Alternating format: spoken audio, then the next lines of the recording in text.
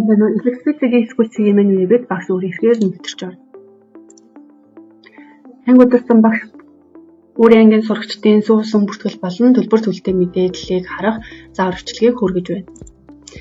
Анги үнцэнцний төлбөр тооцоо дэдсийг сонгоно, сурагчаар тавыг сонгоно. Огноо хэсэгт сүүлийн бүртгэлийг харах хугацааг сонгон.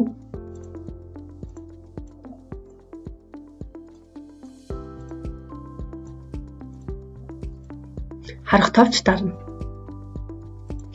Тухайн сонгосон хугацаанд нийт хэдэн удаа суусан тоог сурагч бүрээр харуулна. Ногоон уусан төлөв, улаан суугаагүй төлөв, саарал төлөв нь суухгүй гэж эцэг хасраа хамгаалагчдын бүгэлсэн судалгааны мэдээллийг саарал төлөвөөр харуулна. Хайлт хэсэгт сурагчийн овог нэр сурагчийн кодоор хайлтгийг харах боломжтой.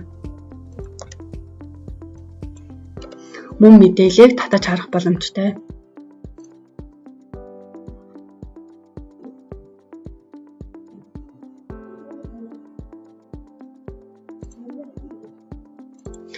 Сүүний төлбөрийн тайлангийн мэдээллийг харахдаа багш анги үнцэнцний төлбөр тооцоо дэдсийг сонгоо, төлбөрийн тайлан тавыг сонгоно.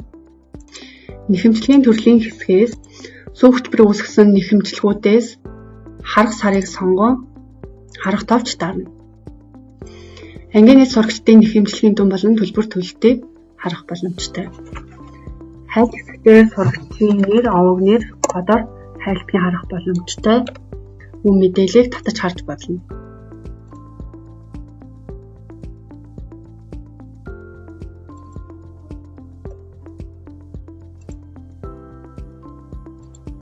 Сүү хөтөлбөрийн тайланг харах заавар бичлэгийг хүргэж дуслаа.